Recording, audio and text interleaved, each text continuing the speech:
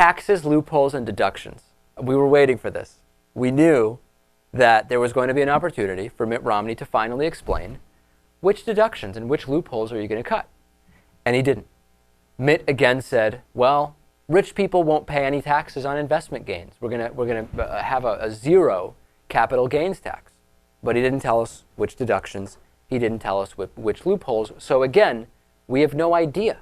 How can we say whether Mitt Romney's tax plan works or doesn't work when he just won't tell us which loopholes he's going to cut? And I have to say, the mortgage interest deduction, knowing what he will do with that, that's not a rich person thing. That's a middle class thing. Very rich people who either don't need a mortgage or have a multi-million-dollar mortgage that is affordable for them, being able to deduct some portion or all of the mortgage interest that they pay isn't a big deal. For the average middle-class person, your mortgage is probably your biggest monthly payment. In the initial years, a lot of that payment is going towards interest, and being able to deduct that is money in middle-class pockets that's not saved like it would be if we're talking about the top 1%.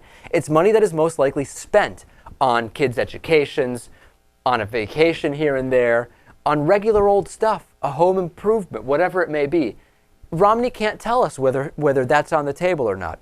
He can't or he won't. Whichever it is, he's not telling us. That's the point. Right. It's a mess. And I don't know how anyone can say that, can think that it's okay. This is like the Herman Cain thing, you know? Like, oh, well, once I get into office, we'll put something together. I mean, and President Obama said that. He Ryan's said, avoiding this too. Absolutely. People may not realize it, but now we've got at least 5 times, I remember specifically, one in the first debate, 3 times for Paul Ryan in the VP debate, and once here for Mitt Romney, at least 5 times, that they've been directly asked, what are the loopholes and or deductions, and they just don't answer. Okay, we're just not getting an answer.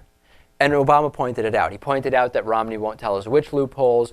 Romney himself pays 14% taxes, and the policies he's suggesting are certainly not going to make his tax rate go up. It's going to go down, and saying this is a sketchy deal, and nobody believes that it adds up. That was strong, I think, Natan. Absolutely. And I don't know if you remember, it was kind of hard to follow Romney's response to that. He tried to give what he would consider to be a specific answer to that to an audience member. He said something like, well, for example, one way you could do it is to have $25,000 in deductions, and then you decide where the deductions are going to be deducted from and all this.